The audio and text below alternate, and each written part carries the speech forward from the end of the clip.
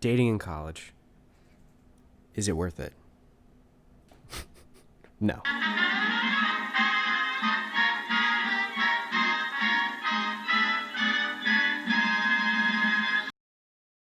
Hey everyone, welcome to Generation Millennial. My name is Max, and today we will be talking about one of the big questions, if not the biggest question of everyone's young life. Is dating in college worth it? But before we get into that, I just wanted to let you all know who joined me to listen in on today's episode that this is in fact the first episode to the Generation Millennial podcast, or what will be a podcast. And I just wanted to say thank you for tuning in. If you like what you hear, feel free to like, share, subscribe. And if you feel so inclined, why not throw a dislike and, throw a shit comment at the bottom. I'll be reading them. But, in the future, we'll be focusing on updating our channel and adding things such as social media and additional outlets to reach out. So, sit back, buckle up, and let's have a good time here. So, and bringing up, seatbelts and whatnot, let's talk about driving off to college. Now, I'm going to tell you a story. College is 4 years, the best 4 years of your life. I am personally someone who's already done my 4 years of college, 4.5 to be precise. And in college, you are surrounded by the highest volume of your peers inside and outside the classroom. You'll never experience anything else like it. So for all you seniors now in high school, or for those who have just started their fall semester as newly minted transfer students to a 4-year university, or as freshmen that are taking the chance in this COVID-ridden world, depending on where you live, to experience university life, I am here to tell you that, in my humble opinion, that dating in college is not worth it. And I'm here to tell you why. So college, ultimately, is about your education. And you have to decide for yourself where your priorities lie. Now, I know that sounds boring. Of course it does. But with this education comes 4 years where you get to be nothing but selfish in what you want to learn and what you want to experience at school. And I mean, why not? You can take whatever electives you want for the first couple of years to figure out what major you want to pursue in the grand scheme of life. And I'll tell you that, I took some elective courses that have really set the foundation in what I'm passionate about in life. And you have that opportunity in college. It is about you, and, participate in the clubs that you want to participate in. Show up for the first couple of meetings, see if it's your vibe, go to Latin American club, go to African studies club, if that's even a fucking thing. And, go to Ultimate Frisbee. It's a fun sport. Why not? Go have fun, meet some new people. But that's the point, though, isn't it? Is that it's about meeting new people on your terms and putting yourself potentially in a vulnerable position, which I highly encourage. You don't want to go to college and continue to be comfortable in the way that you lived previously. It's not what it's about. If you are going to go off to college and choose not to learn a single thing or learn a new perspective, then stay home. There's no point. But going back to my original point, that dating, the reason why I say that dating in college, it's not worth it, is because there is no greater monopoly on your time other than studying than dating someone in college. And I'll tell you why. I myself, when I was in college, I dated one particular individual. And I won't give a name for the sake of, for the sake of my audience, I'll give a name. Let's say her name was Stephanie. Now, Stephanie always wanted to spend time with me.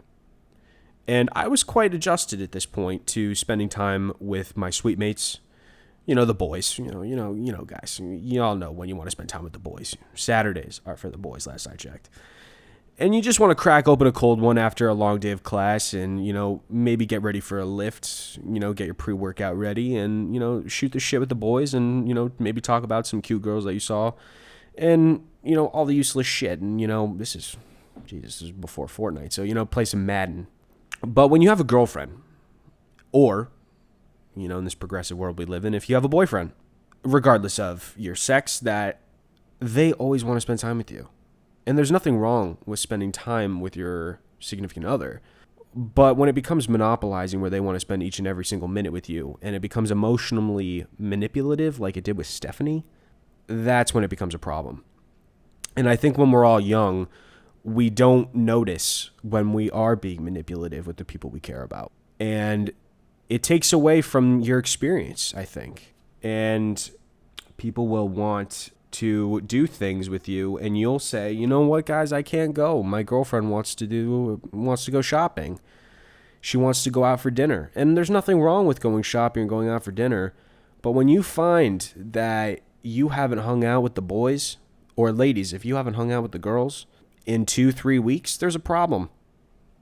Which is why I say don't do it. You can still date people. You can go out, find out what you like. And in this 21st century world, where I will not hold any double standards on the Generation Millennial show, that you can go out and date whoever you want and as many people as you want and have a good old time without, setting any serious bonds down. Now, I will say that because I live this, I'm telling you, please learn from me. Don't make my mistake. But if you decide to say, fuck you, Max, I'm going to do this, I'll give you some tips.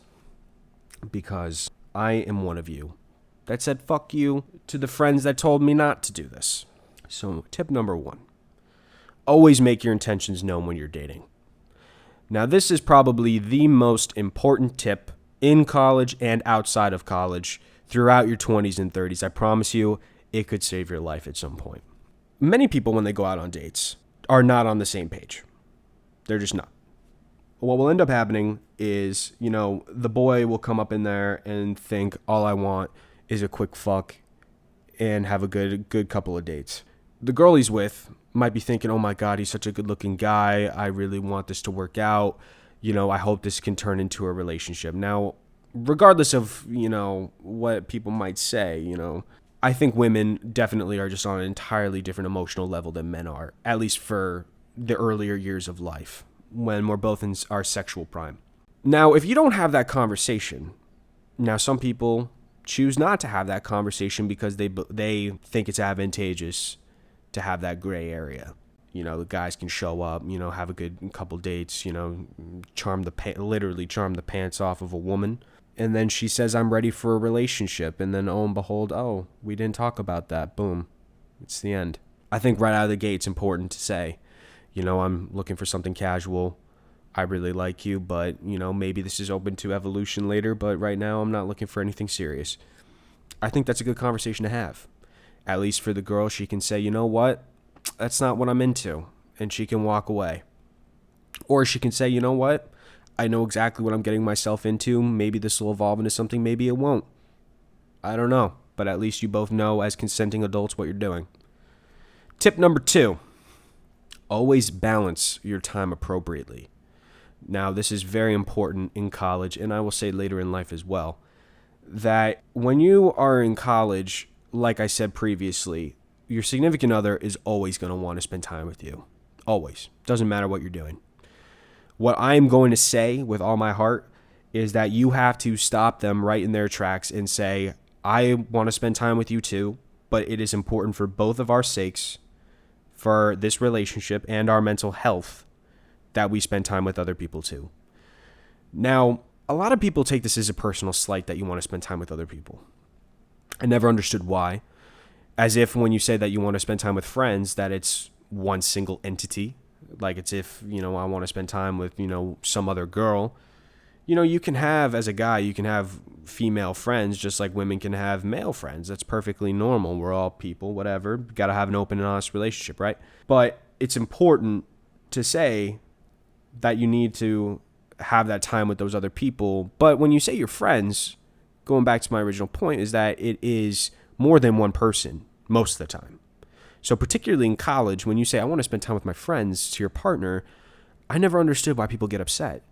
Because you're generally saying, I want to spend time with 3, 4, 5 other people. That's quite, you're dividing your time in such a way where those 5 people might only see you once or twice compared to maybe the 3 or 4 or 5 times you're seeing your partner.